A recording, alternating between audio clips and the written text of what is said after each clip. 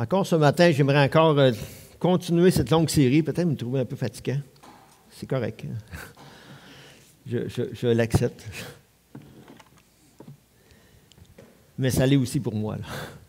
Cette longue série des obstacles à l'évangélisation, parce que c'est quelque chose qui me préoccupe depuis longtemps, l'évangélisation, mais je sais aussi que tous les obstacles que je vous parle font partie de ma vie aussi. Ils ont été des obstacles pour moi, ils le sont encore aussi bien souvent dans ma vie. J'apprends à les reconnaître et à savoir comment les combattre et comment avancer malgré ces obstacles-là à travers l'évangélisation. J'ai bien apprécié aussi les cantiques, des cantiques que je n'étais pas habitué d'entendre. L'avant-dernier, entre autres, j'ai bien aimé les paroles, là, très touchantes. Obstacle à l'évangélisation. Encore ce fameux verset. Peut-être on peut s'arrêter sur la dernière phrase. « Et comment entendront-ils parler s'il n'y a personne pour prêcher? » Ça marche? Je me suis fait un dessin, un peu comme un croquis, pour m'aider un peu. J'aime bien les leçons d'objets. Une des leçons d'objets, d'habitude, je faisais sur un tableau à la main, mais là, Martin a réussi à m'en faire une par ordinateur, puis probablement que je vais la grossir, ma fleur. Mais c'est comme une fleur qui représente un peu l'évangélisation sur tous ses aspects autour. Et le premier aspect, c'est l'évangélisation au cœur.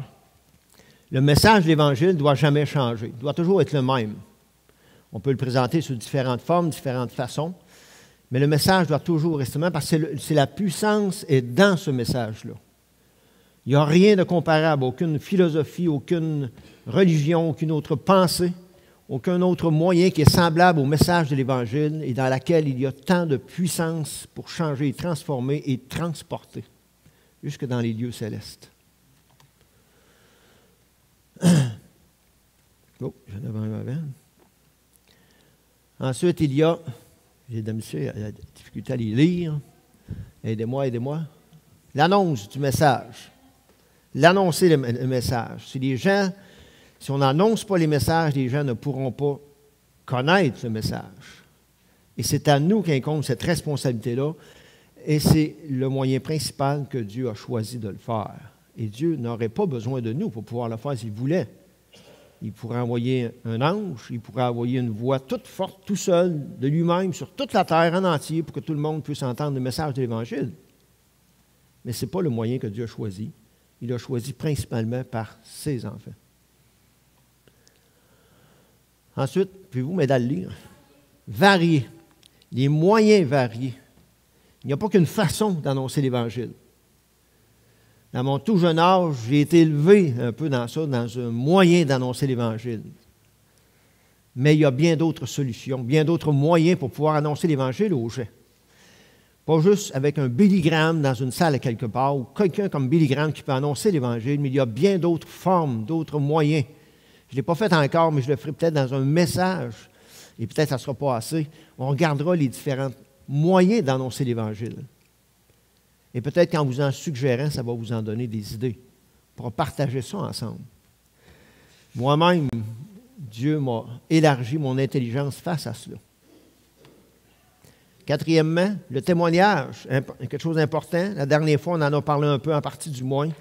Mais le témoignage qui vient appuyer le message de l'Évangile, le témoignage qui vient démontrer la puissance du message de l'Évangile, la puissance de ce message-là qui a un effet dans la vie des gens, qui transforme les gens et qui ont encore d'annoncer l'Évangile par une vie transformée, pour ne pas dire ultra transformée, et qui continue à se transformer d'année en année.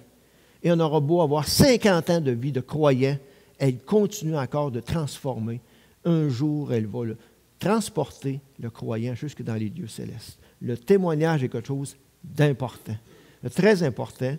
Et je le dirais en plus aussi, tâchons de ne pas se décourager lorsque Dieu transforme nos vies. L'unité. C'est le sujet que je voudrais vous parler ce matin. On va l'élaborer un peu plus aussi.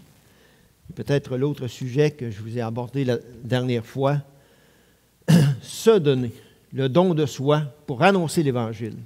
Et ça coûte de quoi d'annoncer l'Évangile? Ça coûte de quoi à nous autres Oui, ça peut peut-être coûter de l'argent quelque part, mais ça coûte de notre temps, notre énergie, comme le bon berger donne sa vie pour ses brebis, pour partir à la recherche de ses brebis perdues. De la même façon, Dieu nous appelle à se donner pour l'évangélisation, pour l'Évangile. L'unité dans l'évangélisation. Philippiens 1, 27, « Seulement conduisez-vous d'une manière digne de l'Évangile de Christ, afin que soit que je vienne vous voir, soit que je reste absent, j'entende dire de vous que vous demeurez ferme dans un même esprit, combattant d'une même âme pour la foi de l'Évangile. » Est-ce que c'est important d'avoir l'unité entre nous pour pouvoir annoncer l'Évangile? Est-ce que c'est important dans une Église d'être unis ensemble pour pouvoir annoncer l'Évangile? Pose la question, je pense d'y répondre. Oui, c'est important. Mais on doit saisir et comprendre l'importance de l'unité et on doit saisir et comprendre qu'est-ce que l'unité aussi. On doit être unis ensemble de toutes sortes de raisons, pour toutes sortes de raisons, pour pouvoir annoncer l'Évangile, parce que ça serait gaspiller le message de l'Évangile, mais être unis dans le Seigneur, être unis dans l'Esprit. Comprendre l'unité selon ce que la Bible en parle. Dans beaucoup d'épîtres, cette idée, cette pensée-là revient souvent dans les épîtres. L'apôtre Paul, entre autres, a exhorté les croyants de différentes églises, de différentes villes, les croyants qui étaient dans ces villes-là, pour leur parler de l'unité, qu'ils devaient veiller à garder l'unité entre eux, même si les églises étaient à de différents niveaux de maturité spirituelle, mais il les exhortait à travailler, à être unis ensemble et non pas à être divisés. Parce que c'était important.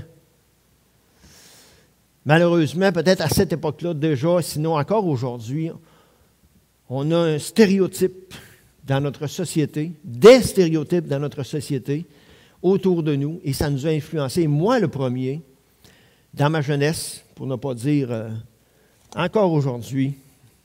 J'ai vécu à l'époque, puis avant cette époque-là, des super-héros, vous connaissez? Mais la Bible nous parle de nous, un super-héros, Jésus, ce qui était le seul à pouvoir faire ce qu'il a fait, c'est-à-dire sauver le monde, comme que lui pouvait le faire.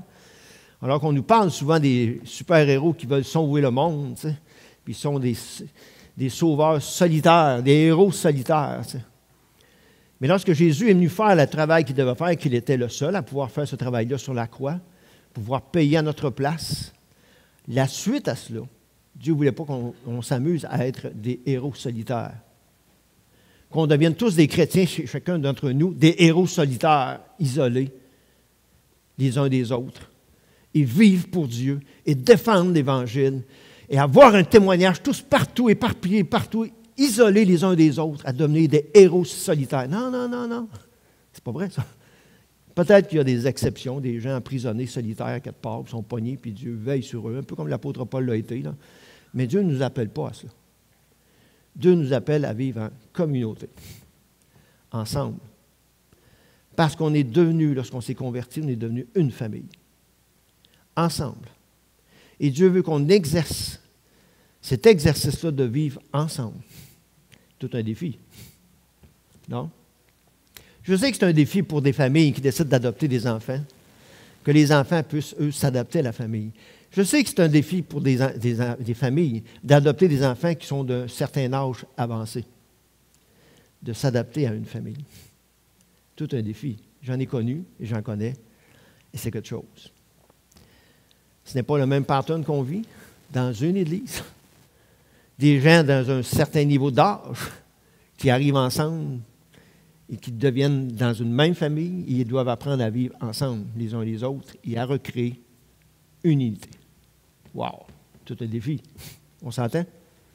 Je vous l'ai déjà mentionné, je vais le rappeler encore, une des églises que j'ai fréquentées, l'église de grand-mère, c'était tous des gens, une grosse partie, du moins le 3/4, tous des gens qui, dans la vie du quotidien, c'était des gens indépendants les uns des autres.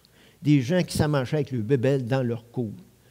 Ils étaient des solitaires, des gens qui se débrouillaient dans la vie. Et plusieurs d'entre eux, des chasseurs, des bricoleurs, etc., mettez-en, et beaucoup de ces gens-là ont été approchés de l'Évangile, ils se sont convertis, ils se sont retrouvés dans la même Église. Wow! Tout un défi, là, d'apprendre à vivre ensemble. René Corriveau, Paul Desaulniers, tous ceux-là, c'était tout un défi. Et moi-même, d'être uni à ces gens-là aussi.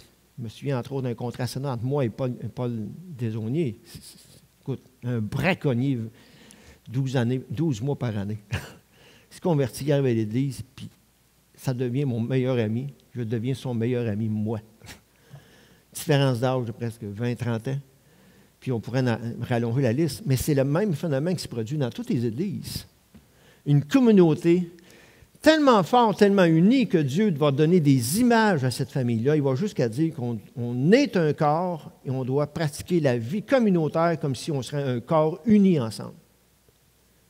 Et non un corps disloqué. C'est quelque chose. Maintenir l'union. Comment est-ce qu'on fait pour maintenir ça? Un des textes principaux qui parle de l'union de l'Église, des croyants, dans Éphésiens, il y a d'autres textes, beaucoup d'autres textes qui en parlent ailleurs. Un des passages principaux, c'est celui-ci. Il mène plusieurs versets après, mais au moins au début. Je vous exhorte donc, moi, prisonnier dans le Seigneur, à marcher d'une manière digne de la vocation qui vous a été adressée. Comment est-ce qu'on fait pour vivre ensemble?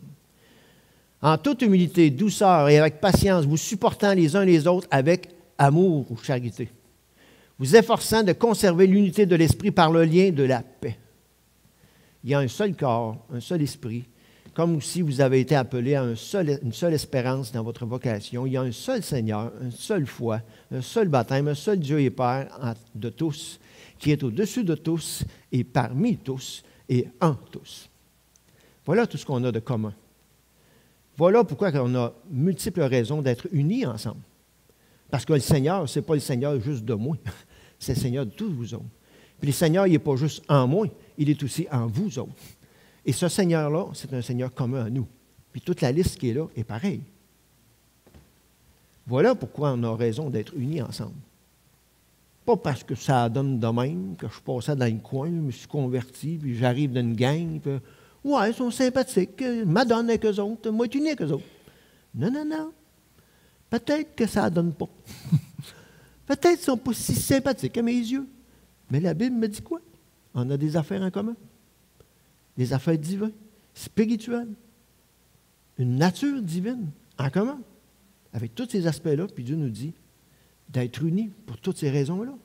Et on a la capacité d'être unis. Parce qu'il nous a donné le Saint-Esprit en commun. Un peu de théologie, d'accord? Brièvement. La racine de l'unité que Dieu nous propose, que Dieu nous donne en nous, elle trouve sa racine dans la Trinité. Le Père, le Fils, le Saint-Esprit sont unis, ils sont tellement unis qu'ils sont un.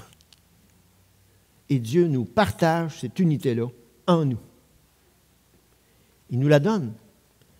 Le fondement à nous, bien, Jésus a prié pour cela.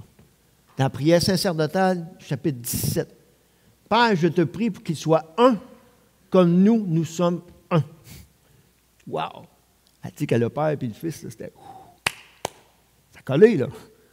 Puis Jésus a prié pour que nous, on soit comme eux. Un. C'est pas une prière banale, quand même, hein? On ne lira pas toute la prière là, sacerdotale, là, mais c'est de ça que ça parle. Puis ça vaut la peine de s'attarder, de la relire et de la méditer comme il faut. Effectif, exaucé à la Pentecôte. Il nous a donné le moyen pour pouvoir faire cela. Et à la Pentecôte, c'est là que le Saint-Esprit est arrivé. Pour pouvoir être capable d'être unis en lui. Mais pour pouvoir réussir ensemble, en donnant le Saint-Esprit, je ne sais pas comment il fait ça, là. Je ne comprends pas le principe, mais je sais que c'est comme ça. Il a pris le Saint-Esprit et il l'a donné dans un Saint-Esprit dans tout le monde. Puis il dit, avec ça, vous allez pouvoir être unis ensemble. Comme moi, je suis uni avec vos pères. Vous allez pouvoir être unis ensemble et unis avec moi. C'est de la théologie, là, mais c'est un fait, c'est une capacité qu'on a en nous lorsqu'on se convertit. Et à chaque croyant, à chaque fois que quelqu'un se convertit, il a cette unité-là en lui. Il faut qu'il la saisisse, il faut qu'il la comprenne pour pouvoir après la mettre en pratique. Mais il l'a en lui. Comme le fruit de l'esprit, on l'a en nous. Le fruit de l'esprit sur tous ses aspects. C'est à nous à développer, à pratiquer le fruit de l'esprit. L'unité est permanente en nous.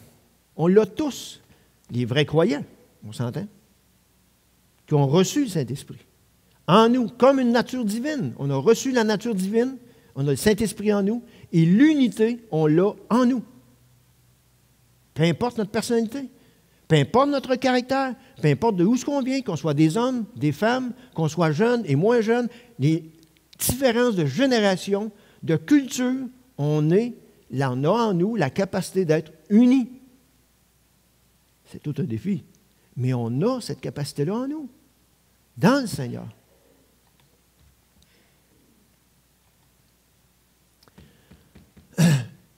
Le texte qu'on a lu tantôt, il pourrait prendre le temps de le lire, c'est un des textes principaux qui parle de l'unité.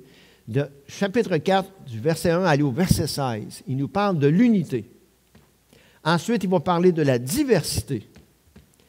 On est unis ensemble à cause de différentes raisons. On a un Saint-Esprit, on a le Seigneur, on a la foi, on a toutes choses. On a une unité à cause de tous ces éléments-là. Mais en même temps, Dieu va nous donner des dons différents pour avoir de la diversité dans l'unité. Et là, on arrive avec un défi. Des personnalités différentes, des vécus différents et des capacités, des dons différents. Et s'unir ensemble. Comme un corps humain. Une main droite, une main gauche. Un pied, une main. C'est complètement différent. Mais unis ensemble dans un corps pour faire un mouvement, des gestes, des actions selon ce que la tête veut qu'on fasse. C'est l'image que Dieu nous donne. Puis il nous dit qu'on a la capacité d'être unis. Que l'on peut être unis, on a tout ce qu'il faut pour ça. Peu importe qui on est.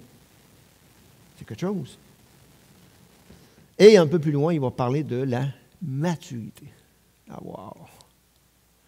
Non seulement on a tout ce qu'il faut pour être unis, non seulement on a la variété pour avoir de la diversité, mais il dit que tout ça mis ensemble, on peut devenir mature ensemble là-dedans en plus.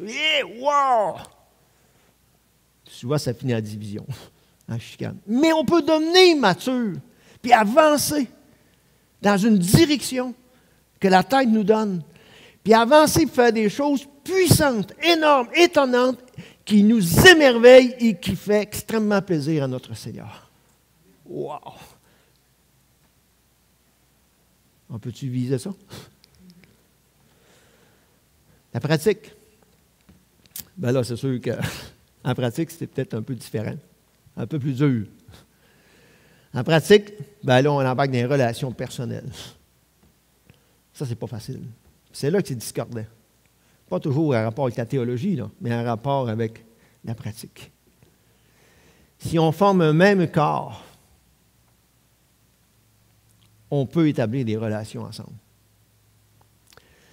Trop souvent, là, on embarque, on a presque l'impression que la dislocation du corps est possible. Puis ce que je vous dis là, je ne suis pas le meilleur, là, moi. Je ne suis pas le gars qui n'a pas de défaut. Je ne suis pas le gars, tu sais, non, j'ai vécu des divisions d'église. J'ai vécu des chicanes entre chrétiens. J'en ai fait partie. Puis je sais combien ça fait mal. Combien ça fait du tort dans une église. Combien ça fait du tort parmi les croyants. Combien ça fait du tort intérieurement. Encore, il y a quelques années, j'étais sur un échafaud en train de nettoyer dans une corvée à l'église que j'étais. Puis à un moment donné, un frère est aux côtés de moi, puis il me parle d'une église pas tellement loin de chez nous qui ont vécu une division énorme. Écoute, je n'étais pas au courant, tu sais. Puis là, il m'a décrit ce qui s'est passé. Écoute, j'ai arrêté de travailler. J'en avais, je pensais que j'étais à vomir. Ils ne sont pas sortis du boiseau. Et pourtant, elle n'était pas à côté, là, l'église était quand même, quand j'étais bouleversé. Puis ça va bouleverser du monde, et ça va bouleverser du monde autour, même parmi les non-croyants. Là. La dislocation. Ça se peut-tu? L'unité ne se fait pas seule. Quand on connaît l'unité, quand on sait que c'est là, quand on sait qu'on a tout ce qu'il faut pour créer l'unité, pour vivre l'unité, puis la faire fructifier, la faire avancer, cette unité-là, ça ne se fait pas tout seul. Tu sais, on ne s'assied pas sur une chaise, on ne vient pas à l'église et on dit, bon, ben c'est bon, l'unité, elle va avancer tout seul, ça va se faire. Ah, là, ça donne de même. Tu sais, non, non, non, non, on doit travailler.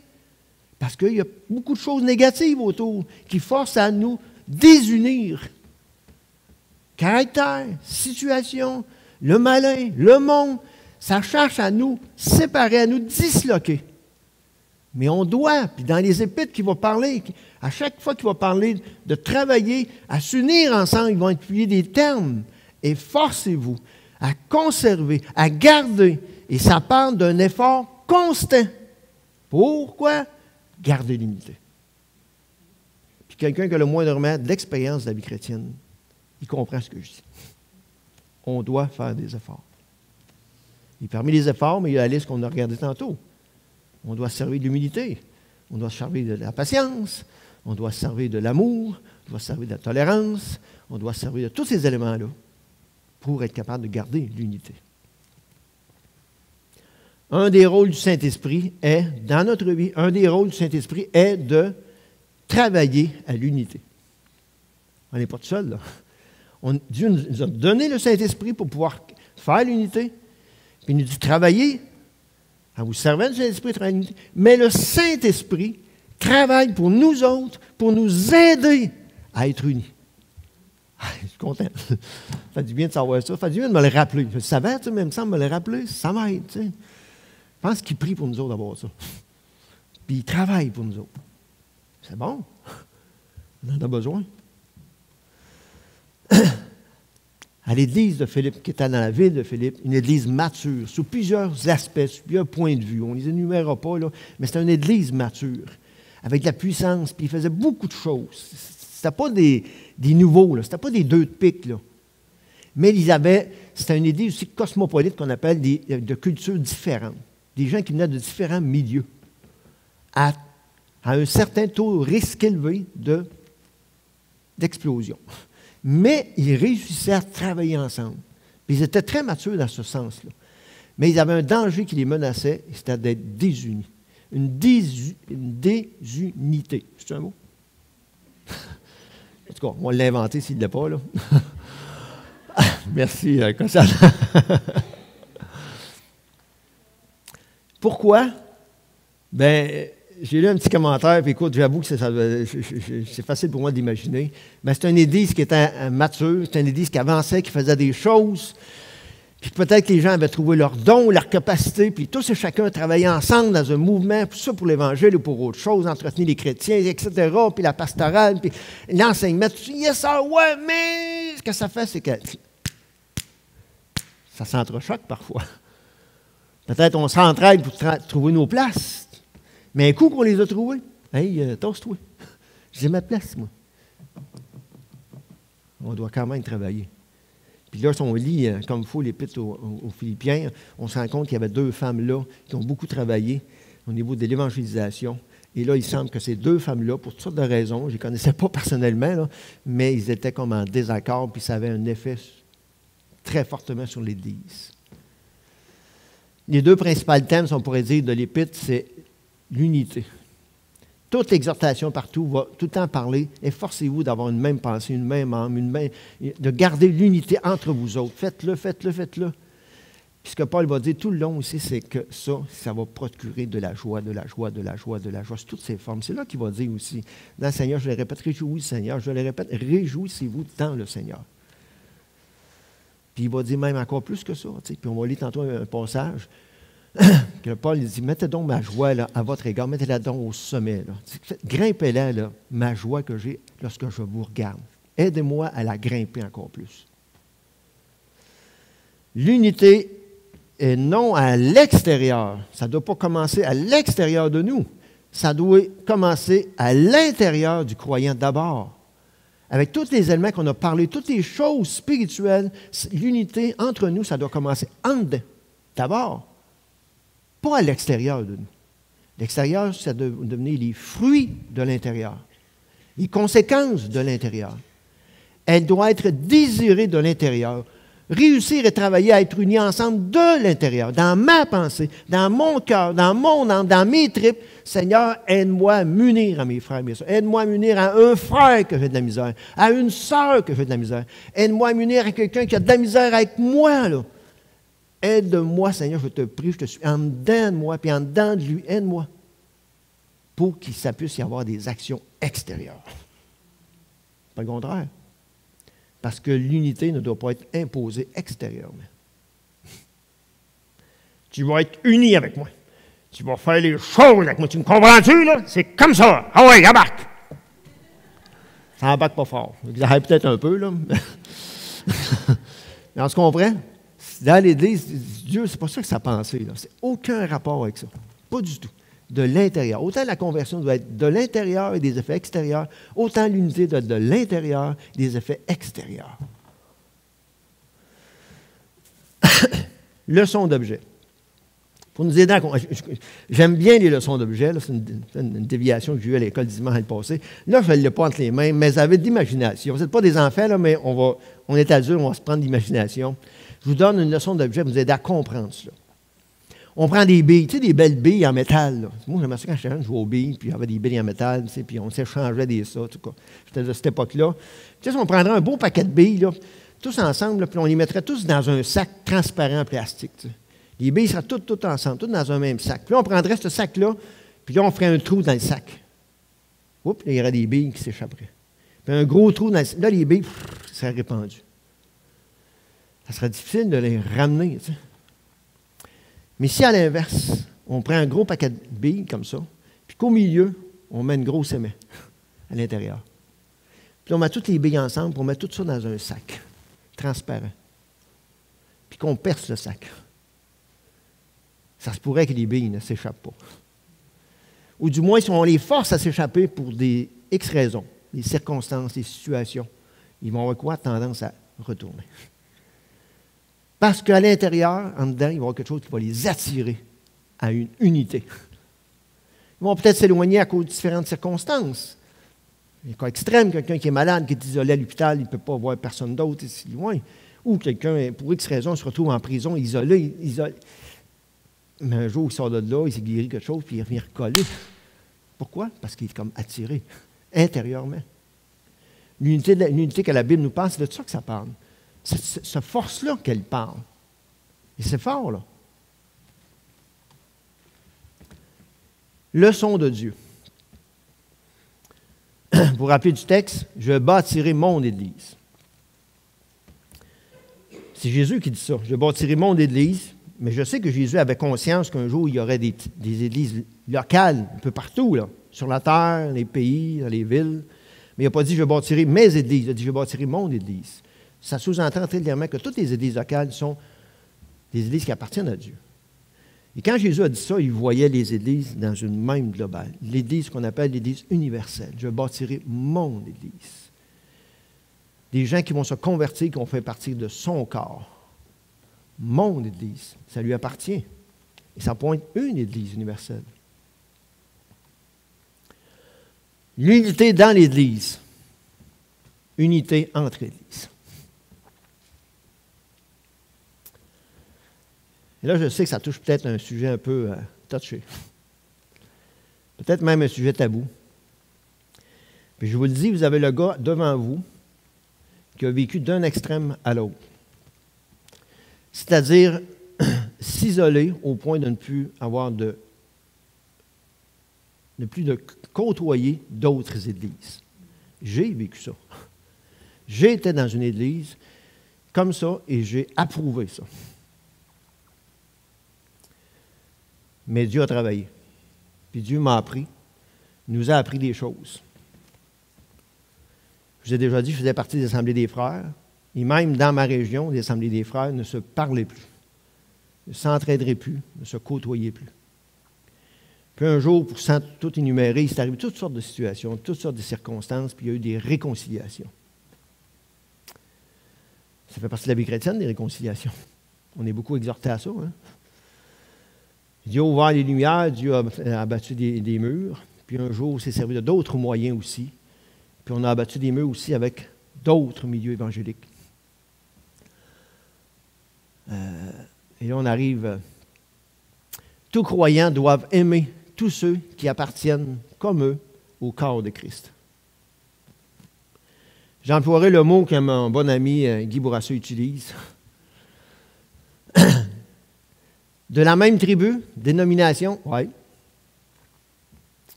mais aussi des autres tribus. Et là, c'est là qu'on arrive avec un défi. Hein? Moi, j'ai vu des séparations, puis j'ai fait partie de ces séparations pour toutes sortes de raisons. Pour me rendre compte que ce n'est pas toujours des bonnes raisons. Pour me rendre compte que ces autres églises d'autres tribus sont des enfants de Dieu. Ils font partie du corps de Dieu. Et si d'une église à l'autre, on a des différences, il reste que dans une église, on a des différences. Si d'une église à l'autre, on a des pratiques et des croyances différentes, qui sont pas magistrales, de base, il reste que dans la même église, on peut avoir aussi la même chose. Et on est exhorté à avoir l'unité. Fait qu'appliquer cette unité-là avec d'autres églises, c'est simplement logique et normal. Mais ça prend donc du temps à comprendre ça. Je peux vous le dire pour moi. Là. Mais Dieu l'a fait. Puis Dieu a travaillé. Puis Dieu m'a fait comprendre ceci. Là, on arrive aussi avec ce fameux beau verset-là. Tu sais. Jean 13, 35. À ceci, tous les gens autour, non-croyants, connaîtront que vous êtes mes disciples si vous avez de l'amour les uns pour les autres. Ah, mais ça, c'est juste dans l'Église. On s'aime, on est proches, on est unis. Les gens ils vont connaître ça. Les autres, ah ben là, les autres, c'est leurs affaires, c'est leurs patentes. Ouais, nous autres, là, les gens, ils vont reconnaître ça. On voit la dislocation. Là. C'est pas biblique. Je vais juste le dire, là, c'est pas biblique de penser de même. Pas en tout. Mais les non-croyants sont plus bibliques que nous autres parce qu'ils se rendent compte que ce n'est pas normal. Comprenez-vous? C'est automatique, ça. Quelqu'un a déjà dit à quelqu'un dans une église, quand vous vivez des choses terribles dans votre église, quand vous vivez des divisions, ne pensez pas que les autres églises ne sont pas affectées. Et ne pensez pas que ça n'affecte pas les gens autour, non-croyants. C'est automatique, là. J'ai déjà dit, puis je le répète, quand il arrive des gros conflits dans une église, un des premiers endroits où on subit des conséquences dans une église, c'est l'évangélisation. Mais si on veut annoncer l'Évangile convenablement, si on veut annoncer l'Évangile fortement, si on veut annoncer l'Évangile avec puissance, dans notre coin autour de nous, dans notre région, puis j'oserais dire, dans notre très belle et grande région du Saguenay, du Lac-Saint-Jean, il faut que les églises qui appartiennent au corps de Christ soient unies ensemble. Un des buts que je me suis donné en étant ici, comme quand j'étais à Shawinigan, et à Shawinigan, plusieurs ont saisi ce but-là, puis plusieurs y travaillent encore, puis j'aimerais aussi que ce soit la même chose ici, c'est qu'on veut que le message de l'Évangile, que tous les gens de la région l'entendent, que tous les gens l'aient compris et qu'ils soient en état de pouvoir choisir. Pas juste que ceux que je croise de temps en temps, quand ça donne, ils vont l'entendre. Bon, ça donne, le Seigneur a permis ça. Non, non, non. Qu'on fasse tous nos efforts en utilisant le Saint-Esprit, la puissance divine pour faire connaître ce message-là à tout le monde. S'efforcer de trouver les moyens pour que les gens, tout le monde puisse l'entendre. Ils ont le droit de tout le monde de l'entendre. Pas juste une petite gang. Mais ça ne se fait pas moi tout seul. Ça ne se fait pas moi et ma femme tout seul. Ça ne se fait pas juste mon Église tout seul. Ça se fait des églises ensemble. Parce qu'il y a de la diversité, il y a de la variété, puis Dieu veut utiliser ça. 5 minutes, OK. Et vous comprendrez que quand on a ça aussi, on va pouvoir réussir à s'aider, s'entraider, travailler ensemble, combattre ensemble, apprendre ensemble à se soutenir ensemble, etc., etc. Non seulement pour l'évangélisation, mais pour bien d'autres moyens aussi, là. De l'enseignement, de l'entraide, des conseils, etc. etc. Tout en effet, là, les gens peuvent voir encore mieux le corps de Christ en action avec sa diversité. Pas disloqué, ni à chicane, ni distant, ni indifférent, là. Non, non, non, non. Unis ensemble. Voir le corps de Christ en mouvement. Satan, un des principaux objectifs de Satan est de diviser pour mieux régner. Si on a déjà entendu cette phrase-là, il est bon pour cela. L'Église divisée, des églises divisées entre elles, est une bien petite menace pour le diable. Peu de transformation pour les croyants, peu de puissance pour l'avancement de l'Évangile de Christ. Est-ce qu'on peut nuire à la conversion de quelqu'un? Individuellement, oui. Comme Église, oui. Puis les églises ensemble, oui. Mais on peut faire le contraire aussi, en étant unis.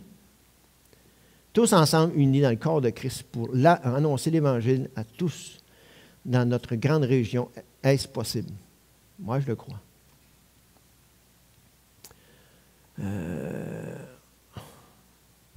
Puis là, ça va-tu marcher? Je vous donne une petite vidéo je vais vous montrer, pour vous montrer ce que dans notre région, ce qu'on a réussi à faire. Puis on a encore du chemin à gagner. Faut que je paye dessus? Non? OK. Si ça marche, peut-être que je te demanderai de l'arrêter à quelque part, là, mais.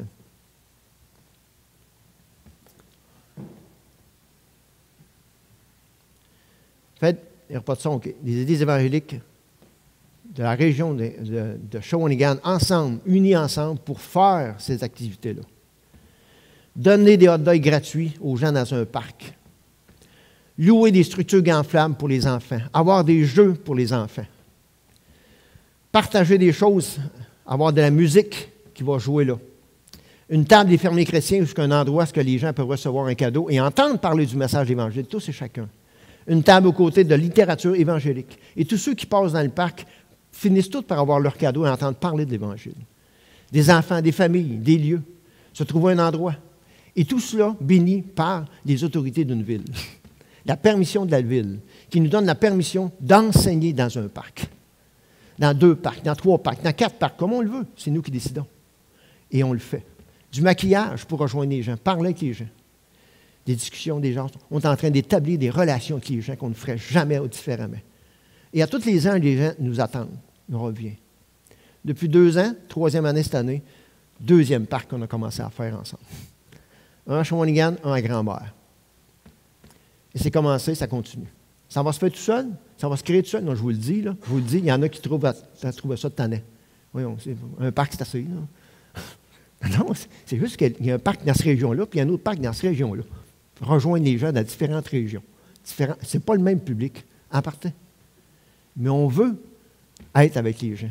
Les relations avec les gens, puis parler avec les gens, montrer nos couleurs, tous unis ensemble, les églises. C'est la perfection? Non, non, non, pas la perfection, là. On veut continuer à le faire. Toutes les églises sont tous unies. Il y a une église qui est réticente un peu. Mais je prie, puis on continue, pour qu'un jour, elles viennent se joindre. Puis malgré tout, si tu travailles ça, c'est facile toujours. Non, parmi on est 5 églises à Shawinigan, une qui est réticente.